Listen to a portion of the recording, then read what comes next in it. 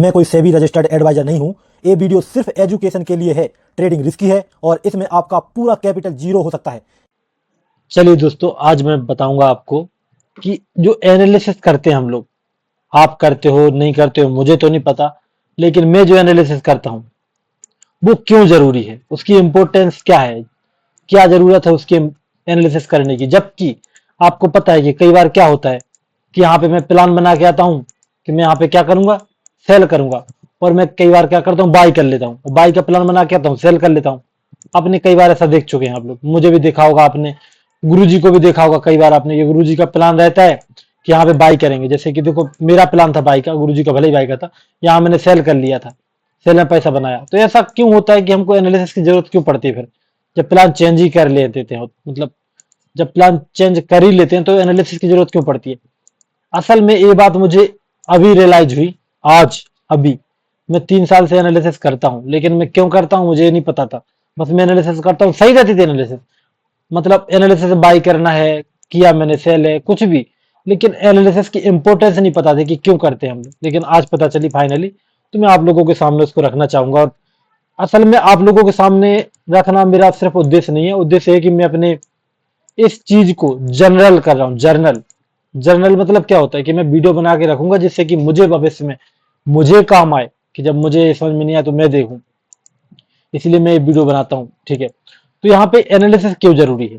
देखो, एनालिसिस इसलिए जरूरी है कि मार्केट में अगर मुझे अगले दिन अगर मुझे यहाँ पर ट्रेड बनाना है, तो मुझे ये पता रहना चाहिए कि मार्केट गैप डाउन होगा तो कैसा रिएक्ट करेगा, ठीक है। गैप अप में कैसा रिएक्ट करेगा, बड़े गैप अप में कैसा चलेगा। मेन चीज है कि गैप डाउन, फ्लैट और गैप अप, तीन रहते हैं ना चीजें। तीनों हालत है मार्केट कैसा काम कर सकता है, ये चीजें। पहले मैं क्या करता था कि एनालिसिस करता था, ये बायर सेलर देख लिया, जैसे आज किया था मैंने कि बायर सेलर देख लिए कि सेलर बैठे हैं, लेकिन किया मैंने क्या, सेल ही कर लिया और ट्रैप हो गया। तो एनालिसिस में क्या होना चाहिए, ये होना चाहिए था मेरा कि अगर मार्केट में यहाँ पे नीचे ये बायर वगैरह को बिठा के निकाल चुका है, भैया आप बोलोगे भैया ये बात तो आप पहली वीडियो बना चुके हो, ठीक है। तो यहाँ पे अगले दिन अगर फ्लैट मिलता है, इसका मतलब ये आसपास के सेलर होंगे, इनको टारगेट कर सकते हैं हम। इवन की मार्केट में रेड कैंडल बन जाएगा, कोई तेजी की सेलिंग भी आ जाएगी, तब भी मार्केट ऊपर जा सकता है इन सेलर को टारगेट करने के लिए।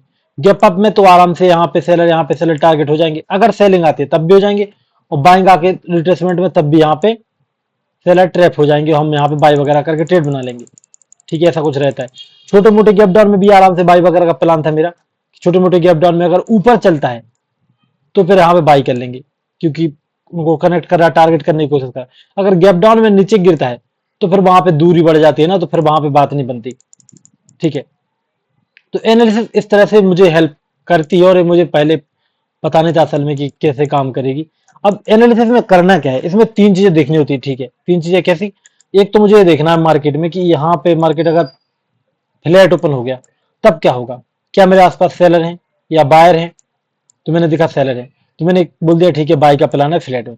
अगर गैप अप हो गया तो क्या होगा, ऑब्वियस सी बात है, यहाँ पे सेलर है। अभी देखो, अगर ये चार्ट है, अगर इस चार्ट के बदले, ये चार्ट के बदले अगर दूसरा चार्ट होता, मैं आपको ऐसा चार्ट बताऊंगा जो कि थोड़ा अलग हो, जिसमें ये चार्ट तो क्या है कि यहाँ भी देखो बाई वगैरह प्लान था, यहाँ पे सेलर बैठे थे, यहाँ पे वो गैप डाउन में बाई में जाता, ठीक है। ये चार्ट देखो, ये चार्ट, ये वाला चार्ट आप देख रहे हो यहाँ पे, ये वाला भी ठीक है। यहाँ पे बायर को निकाल के ऊपर जा रहा है तो बाई करेंगे यहाँ पे, तो नॉर्मल बात है। ऐसा चार्ट जिसमें बायर वगैरह को निकाला ना हो और ऊपर जा रहा हो, ये वाला भी बाई के लिए सही था, ये वाला चार्ट भी। क्योंकि यहाँ पे देखो पूरी तरह निकाला, ये बायर को बिठाया, ब्रेकडाउन किया, उसके बाद ऊपर जा रहा है, यहाँ पे क्लोज भले ही हो गया, अगले दिन फिर आराम से बाई वगैरह कर सकते थे। ये वाला चार्ट भी नहीं, ऐसा चार्ट चाहिए जिसमें बैठे रह गए उस बायर वगैरह। फिर मैं आपको थोड़ा सा एक्सप्लेन करने की कोशिश करता हूँ। ये वाला भी ब्रेकडाउन के बाद आया था, ये नहीं मानना जा सकता। ऐसा चार्ट चाहिए हमको जो हमको दिखाए कि बार वगैरह निकले नहीं। यहाँ भी देखो निकाल चुका था, ये बार बार निकाल के जा रहा है, ठीक है। यहाँ पे इसमें भी निकाला था, इसमें भी काइंड ऑफ निकाला था। ये वाला चार्ट है, ठीक है। इस वाले चार्ट में ज्यादा बाहर को नहीं निकाला, ओके। यहाँ पे निकाल के आया था क्या ब्रेकडाउन वगैरह करके, नहीं। ये वाला चार्ट ठीक है मेरे लिए, ठीक है। इस वाले चार्ट के अकॉर्डिंग अगर मैं यहाँ पे ट्रेड वगैरह बनाऊं, अगर मैं प्लान बनाता इस वाले चार्ट के अकॉर्डिंग, तो क्या प्लान हो सकता था कि मार्केट में क्या होगा, अगर मार्केट में फ्लैट छोटा मोटा गैप अप मिलता है, ठीक है, वो गैप डाउन मिलता है, तो यहाँ पे सेल साइड का प्लान बनाएंगे हम। ठीक है, मार्केट सेल में जा सकता है यहाँ पे, क्योंकि मार्केट यहाँ से डायरेक्टली ऊपर गया, बढ़ा है और सीधा बढ़ता ही गया है। ठीक है, तो यहाँ पे काय का सेल साइड का प्लान बनाएंगे। ठीक है, हो गया। तो यहाँ पे क्योंकि बायर वगैरह बैठे, अब हमको ये देखना है कि अगर फ्लैट ओपन हुआ तो मार्केट फ्लैट में क्या कर सकता है, दो चीजें होती है, या तो होल्ड करेगा या फिर ऊपर बढ़ना शुरू कर देगा। तो हमको देखना ऊपर बढ़ना शुरू करेगा तो क्या ऊपर एसएल है।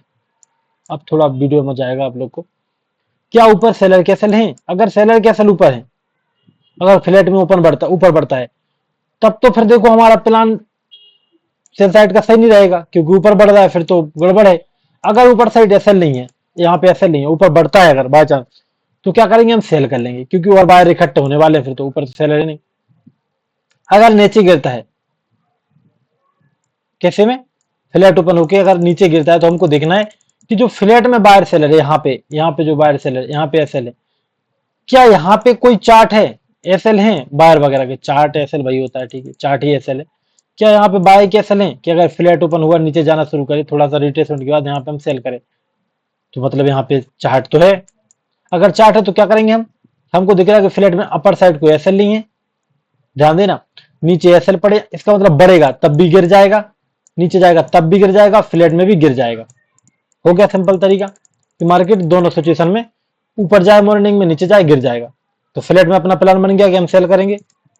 अभी बात करते हैं हम गैप अप की। गैप अप में क्या करेंगे, हमको गैप अप में ये देखना है मार्केट में कि बायर कहाँ पे, ये पे यहाँ पे है, ठीक है, यहाँ पे है अपर साइड, कोई एसएल नहीं है, ओके। लेकिन हमको एक चीज देखनी होती है कि मार्केट जब नीचे से ऊपर आया तो कहीं ऐसा तो नहीं कि पहले बायर को बिठाया हो, याद रखना, बायर को बिठाने के बाद ब्रेक डाउन किया हो प्रॉपर, और ब्रेक डाउन के बाद इन बायर को निकाल चुका हो। ठीक है, इन बायर को निकाल चुका हो, जो भी बायर को बिठाया था, निकालने के बाद अगर गैप अप हो रहा है तो उसमें क्या होता है कि आसपास तो बायर थे नहीं, इसका मतलब क्या है, इधर बायर तो है नहीं। मतलब अगर ऐसा गैप अप हो जाए कि मान लो यहाँ पे बायर को बिठाया और फिर ब्रेक डाउन हो गया, तो बायर निकल गए, उसके बाद ऊपर भी चलना शुरू हो गया, उसके बाद गैप अप मिल गया, ऐसे में क्या रहता है, बायर तो है नहीं यहाँ पे, ये वाले चार्ट में तो है नहीं बायर। अब यहाँ पे क्या है, ना बायर है ना सेलर है, तो ये तो कंफर्म होता है कि मार्केट अगर बायर को फंसा के ऊपर जा रहा है, इतना तो हमको खुद से दिमाग लगाना पड़ेगा, तो इसका मतलब बाय में जा सकता है। हो सकता है छोटे मोटे एसएल क्रिएट करे, सेलर वगैरह को परेशान करे, बाकी बाय में जा सकता है, नॉर्मल सी बात है मार्केट में। तो फिर वहां पे हम बाय वगैरह का प्लान बनाएंगे, लेकिन क्योंकि कोई एसएल नहीं है, क्योंकि कोई एसएल नहीं है अपर साइड, इसलिए एक रिट्रेसमेंट, एक रिजेक्शन के बाद बाय करना होगा कि दूसरे लोग सेल करना शुरू करें यहाँ पे। ठीक है, अगर अपना बाय का प्लान है, ओ सेल का प्लान है, अगर अपना सेल साइड का प्लान है, या फिर बाय का, हाँ बाय का प्लान है, सॉरी, अगर बाय का प्लान है, क्योंकि नीचे बायर को निकाल के बाय में जा रहा है। ठीक है, तो ऐसा हो जाता है ऐसा। तो ये वाली बात हो गई। अभी मान लो कि यहाँ पे आपको पता है बायर है ही सही, बायर को निकाला ही नहीं है इसने, तो फिर गैप अप में कैसा करेंगे, गैप अप में भी सेल का प्लान रखेंगे, अपर साइड को एसएल नहीं है। अगर ये डायरेक्ट बढ़ना शुरू होता है अप साइड, ऊपर एसएल तो नहीं, बाहर ही आएंगे, ऑब्वियस सी बात है, तब यहाँ पे कोई ब्रेकआउट हो गया, कुछ हाई वगैरह क्रॉस हो गया, हाई बन गया, तो यहाँ पे सेल वगैरह हो जाता है, अगर यहाँ बाहर बैठे हैं तो, क्योंकि प्रॉफिट बुकिंग भी तो नहीं की इनने, बहुत सारी चीजें हो जाती। अगर अपर साइड हमारा सेल का प्लान है, मान लो अपर साइड ओपन हो गया, हमारा सेल साइड का प्लान है यहाँ पे, क्योंकि मार्केट में यहाँ पे बायर बैठे, यहाँ पे बायर बैठे, यहाँ पे क्या सोचते हैं हम लोग कि मार्केट अगर नीचे चलना भी शुरू हो, थोड़ा बहुत चलने का, जैसे 2 4 6 ग्रीन कैंडल बनाएगा ना, तो ये बायर वगैरह बैठे, इनको हो पाएगा थोड़ा कि हो सकता है ऊपर जाए, ऊपर जो हाई बन गया, यहाँ पे कोई दूसरे लोग सेल तो कर नहीं पाएंगे, क्योंकि गैप अप हुआ है, डायरेक्ट सेलिंग में आ गया, तो कोई सेल तो कर नहीं पाता है। ठीक है, ऐसे केस में क्या होता है कि यहाँ पे फर्दर बायर वगैरह आना शुरू होता है, तो हम लोग क्या करते हैं, यहाँ पे सेल साइड का प्लान रखते हैं कि क्लोजिंग प्राइस के बाहर को निकालने आएगा, थोड़े बहुत बायर और मिल जाएंगे आसपास, थोड़ा सपोर्ट वगैरह लेगा, तो फिर हमको एक सेलिंग मिल जाएगी। तो इस तरह से प्लान बनाया जाता है सेलिंग वगैरह का, कि अगर बाय वगैरह बैठे हैं तो ऐसा कुछ होगा।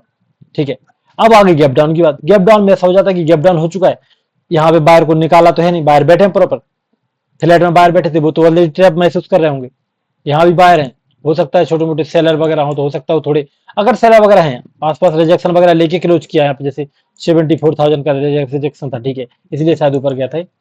अगर कुछ ऐसा है तो वहां पे क्या हमको करना है, गैप डाउन की किस्म में कि थोड़ा बहुत ब्रेकआउट का वेट करना है, एक लेवल का ब्रेकआउट हो जाएगा तो आसपास के सेलर भाग जाएंगे, फिर हम सेल कर लेंगे, क्योंकि हमको पता है यहाँ पे बायर है, यहाँ पे बायर थे।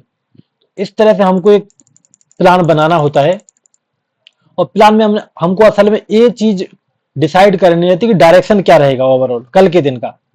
मतलब अगर मार्केट यहाँ पे ओपन हुआ तो डायरेक्शन कैसा रह सकता है, क्या मार्केट को सेलिंग में जाना चाहिए रेजिस्टेंस रिट्रेसमेंट करते करते, या मार्केट को बाय में जाना चाहिए रिट्रेसमेंट करते करते। लेकिन कई दिन ऐसा आता है जब मार्केट में कोई प्रॉपर वो नहीं रहता कि मार्केट में बाहर ही बैठे के सेलर, मतलब मान लो कि मार्केट ऐसा मिडिल में घूम गया, जैसे कि मैं आपको एक चार्ट दिखाता हूँ, जैसे कि ये वाला चार्ट है, ठीक है, ये वाला चार्ट, यहाँ पे देखो ऊपर गया नीचे आया, ऊपर गया तो अपर साइड रिजेक्शन ले रखा, तो यहाँ पे सेलर होंगे, नीचे साइड सपोर्ट लिखा बायर होंगे। तो यहाँ पे क्या रहता है, यहाँ पे प्लान चेंज कर सकते हैं, जो कि मैंने आज गलती की, उसको मैं यहाँ पे कोशिश करूँ समझने की।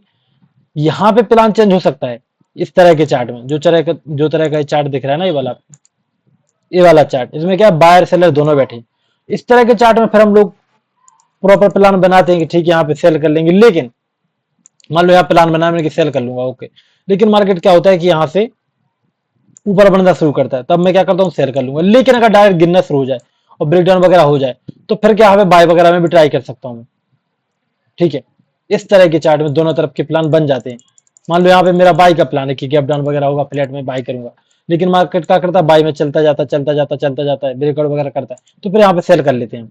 क्यों कर लेते हैं? क्योंकि हमको पता है कि यहाँ पे बायर वगैरह बैठे थे और सेलर दोनों बैठे थे, तो बायर को तो मार्केट प्रॉफिट दे रहा है और जो सेलर वगैरह थे वो ट्रैप हो चुके हैं, सेलर ट्रैप हो चुके हैं, मार्केट क्या करेगा, नीचे आएगा, तो फिर सेलर प्रॉफिट बन जाता है अपना।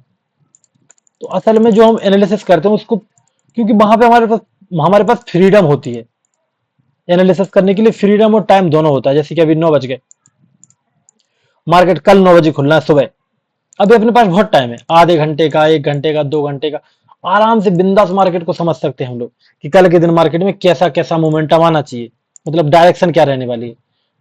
तो ये रहता है। और मार्केट में, लाइव मार्केट में क्या होता है कि भैया वहां तो बिल्कुल तैयार बैठे हैं कि या तो बाई करो जल्दी या फिर सेल करना, सेल करो, एक ही चीज देख पाते वहां पे हम।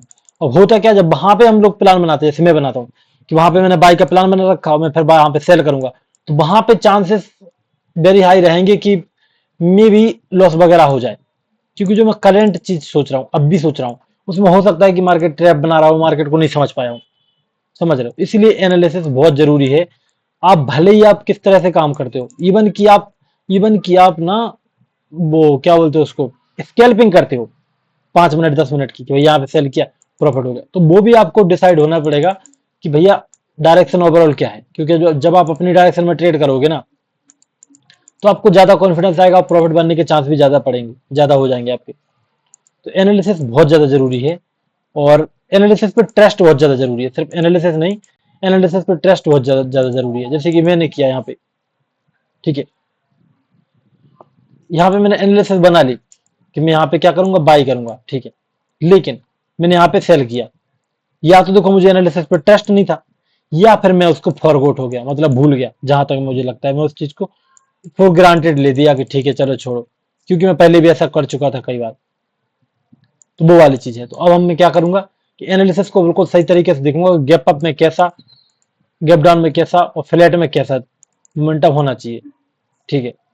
उसके बाद हम लोग यहाँ पे मार्केट को ट्रेड वगैरह करेंगे तो शायद ज्यादा प्रॉफिट नजर आएगा और हमारी एनालिसिस का मतलब निकलेगा। अभी तक जो आपको मेरी एनालिसिस का मतलब निकलता नहीं नजर आ रहा था, आपको आने वाले चार्ट में, आने वाले दिनों में एनालिसिस का भी बहुत अच्छा मतलब दिखेगा। और जो मैं ट्रेड वगैरह लेता हूँ, एग्जीक्यूशन मेरा बहुत अच्छा हो चुका है, बिल्कुल कोई दो राय नहीं उसमें। तो धन्यवाद दोस्तों, आप लोग को समझ में आया होगा, आपको नहीं आया तो मुझे समझ में आया कि एनालिसिस क्यों जरूरी है। Thank you.